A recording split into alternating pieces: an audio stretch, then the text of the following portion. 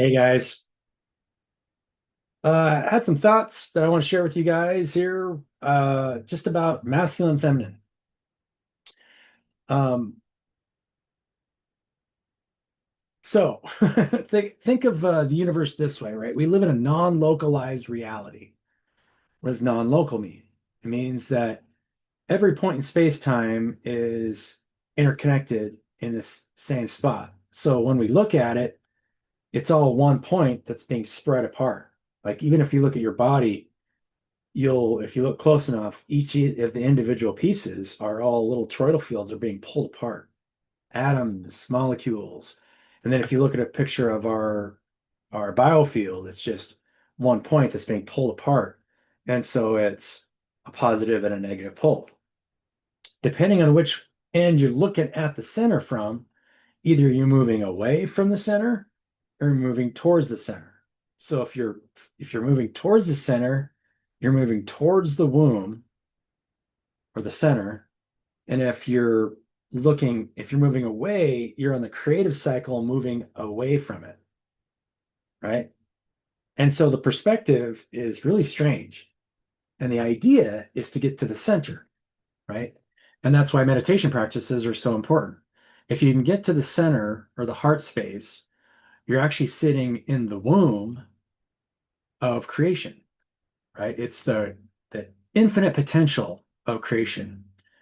So, and it also explains why growth happens over time because you're always changing the momentum of the field that you're in through by creation, the masculine aspect, creating from the womb. And as long as you're creating from the womb and you're in contact with everything and you can feel everything out there and you're reading it intuitively, your intuition is also telling you the right steps to take because you're intuitively feeling where to move in the timeline of that growth cycle, right? Because you want to stay in the growth cycle.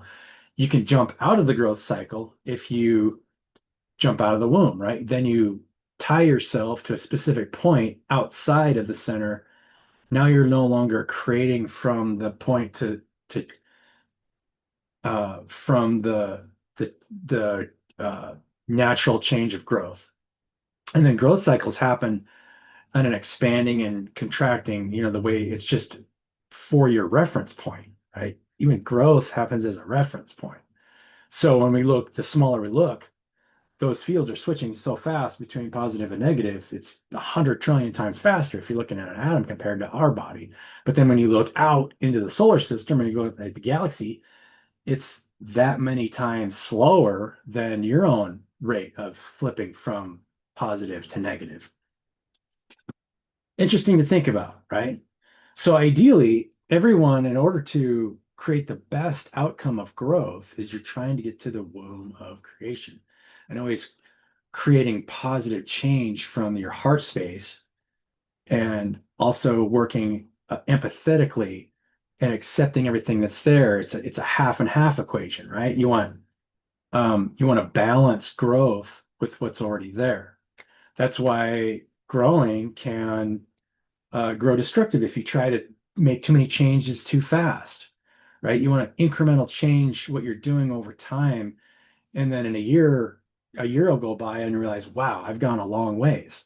As long as you're doing those things for yourself and you're just creating goals for yourself that you can achieve realistically, right? People that quit and go to the gym, it's like New Year's resolution time. I'm going to hit the gym 5 times a week if they're never doing it.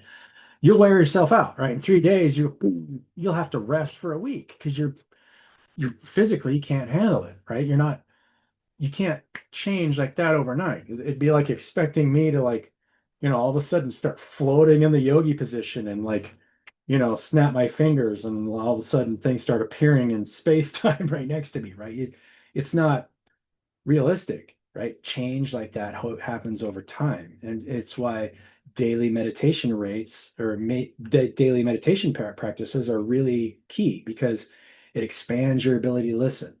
You'll start to expand how much you're actually picking up from the environment around you, and you'll see where things are going much easier. You'll be able to prophesy, and it becomes much easier and a much more peaceful way of being because you'll naturally fall into that growth cycle where you're in the womb of creation all the time and you're constantly creating something new and creating positive change for yourself and then doing the same thing for other people.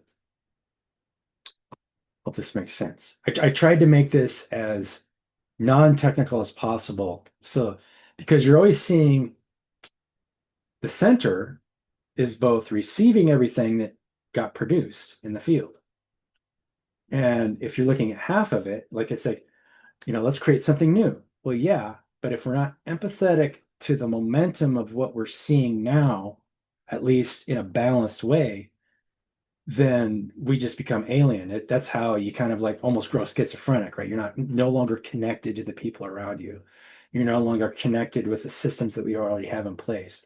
Those things were built over time by people that where we weren't operating out of our heart space, right? We weren't producing what we needed to produce for ourselves. It was all externally based.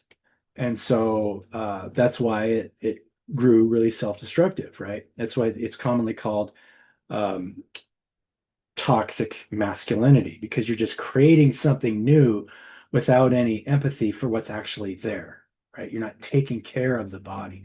You're not taking care of the people around you in the right way, but also introducing a growth cycle to manage that, right? That's why it's so difficult and it's just impossible to sell instantaneous healing services, right? Think about Jesus's story. Even Jesus was able to heal anybody of anything, raise somebody from the dead. But nobody went beyond that growth cycle. They all died, right? And then never reached the state that he did because they didn't follow in the same steps that he provided, right? He showed them a way. Um, and you will evolve if you follow that way, right? If you're just noticing that the exchange of light energy, I call it light, I never say energy, but the exchange of light that you're producing and receiving, and then that expands your awareness, right? Over time. It helps you learn what you need to work on to grow because you're the whole time you're growing, you're healing over fears of how you're accepted or not accepted, and stop looking for external validation from your environment and just start getting in that natural growth cycle. And then you can emulate that for the people around you. There's a lot of people out there that talk about this in a lot of different ways, but problem is that we get caught up in trying to sell something that we've gone through, even though we know that we had to go through a long process to get to where we are at, knowing you can't sell that, right? The best thing you can do is try to partner with people in the right way that forces growth, right? You want to partner with people where you're expanding your awareness and noticing the cycles and the growth cycles, the natural growth cycles of time, and everybody's trying to create from the same point of awareness and have the same vision for each other, right? Healing of the body, the mind, the soul, how we're giving and receiving love for one another. Yeah. Huge topic. Something I just wanted to share with you guys. Um, and ultimately, that's why those stories of surrendering to the whole are so important because you don't really understand what the people around you need until you fall into that state of surrender. And sometimes it takes a long time to learn what people need. We just need the right boundaries in our relationships to make sure that we're creating with each other in the right way instead of being in conflict, right? Because if you think that there's anything out there, remember, space-time is non-local. So if you believe there's anything that you perceive out there that's bad for you, then you think that there's a part of yourself that's bad. All of it is in different states of awareness and different states of blindness. And you're always blind if you never understand that you're always looking at yourself in the mirror, right? It's a lesson that I have to learn all the time because uh, you're always looking at a mirror. And if you can't heal yourself, you can't heal the part of yourself that you're facing. And the best way to do that is to find a way to work together to get in that natural, creative, and receptive cycle. Yeah. So you're both working and everyone's moving into the womb of creation and creating from their heart space to make sure that you're empathically supporting your environment, but also setting the right boundaries. Because if they're not moving, if the people around you aren't moving into a balanced state, then they'll start to pull unbalanced on what you're doing, right? Let's say you've gotten to a state where you're extremely balanced, your day's very balanced, you're disciplined, you're just enjoying life. And more than likely, the majority of the public hasn't reached that state. So if you were to just to start a project where you tried to match everybody's energy from the outside, it's like it's virtually impossible. So you have to teach each other to do that on a how to do that, right? Just simple. Uh, and maybe work on some things at a time, right? Create slow growth over time for yourself. Hope that helps. It's just something that I've learned so much over the last 6 months, right? Uh, and you keep learning, especially when it comes to what's possible and what's not possible. Because instantaneous change, especially physical healing, can happen instantaneously. And even if you can pull, let's say, negative entities, because there's no doubt when you have a negative emotional attachment, there's also an entity, it's wasted energy, right? You're just wasting energy in a direction that's just, it's not needed. So there is a non-physical entity attached to that that's feeding off of that energy. It's just a parasite. Same thing that happens in physical. Right? We have parasites in the body that feed on things that are not conscious. Dead skin cells, for example. Dead, it's it's dead. It's not growing, right? Anything that's not growing is dead. So it's unconscious. It's easy to feed off of. Anything that's unconscious is easy to feed off of. Um, which is actually what's happening a lot in society, right? We unconsciously feed on each other because we don't understand the proper ways of working together to create a growth cycle over time that never stops. Ideally, you want, and then there's micro and macro rest cycles that go along with that, right? We're moving into a big rest cycle. So just knowing that means that there's going to be a large portion, and this is a prophetic word that I have for this channel, is that a large portion of the general public are going to go into a rest period this fall and this winter. Probably the biggest because we keep escalating towards a flashover event where every individual is going to move into a neutral state and then into a positive where you're actually creating more than receiving, right? Because that's the part of the field that we're moving into. We're at the end of a 24,000 year cycle. We were in a positive field 12,000 years ago, and then we moved into a negative field, which explains the society that was built inside of a negative field that is in conflict. It's always pulling on each other more than it's creating together. If we move into the positive aspect of the field, then you're going to be creating more than you're receiving, which means a huge expansion over the 12,000 year period on this planet after that. And more than likely, a high percentage goes off planet and then it moves into another growth cycle. After that, it moves into the negative phase. But on the micro, since we're moving towards that, you have to let the body heal and be able to rest and ground out negative. Most of it's almost 99% of it's all internal because that's how what you're projecting is coming back to you.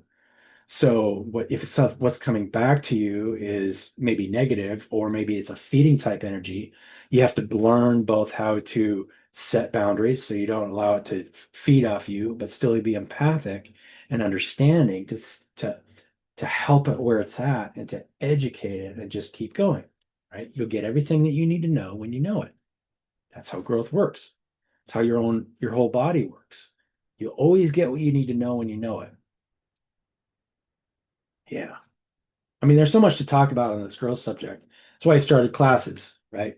who you are, parasitic attachments, and growth. Those three main classes, um, I'll try and cover as much as I can on my YouTube channel because why should I? It's a free class, but at the same time, why not just throw it on my YouTube channel, right? So, yeah,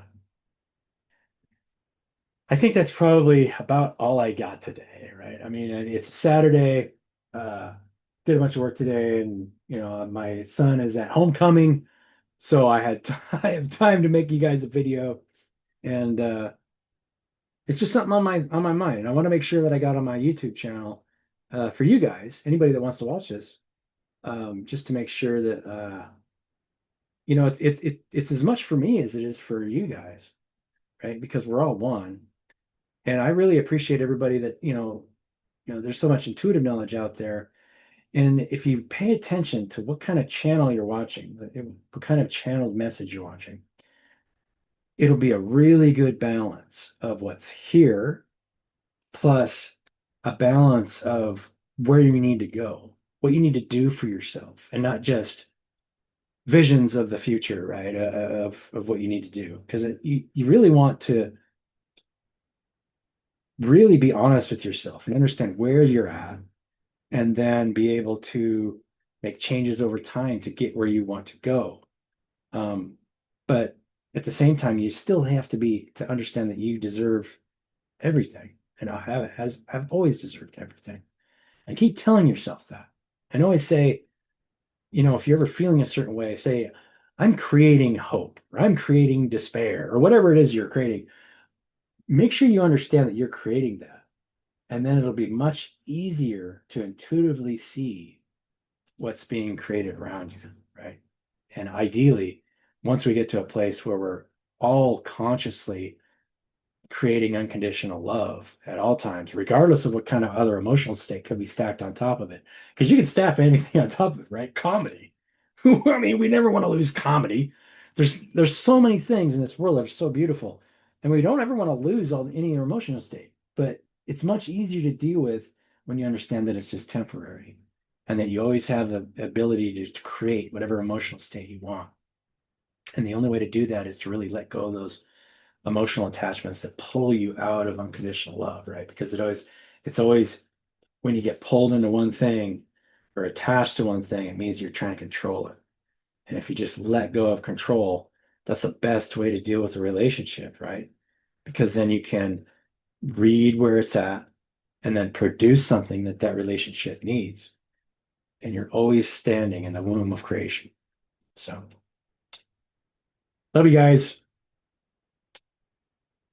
Hope this helped you. If you'd love to go to the classes, I don't know if I'm going to put a link down in this video, but maybe I will eventually. I need to get it from the people that are helping me run this class because I have somebody that's helped me advertise the class, and uh, I don't actually have the link through my calendar. I would have to find it.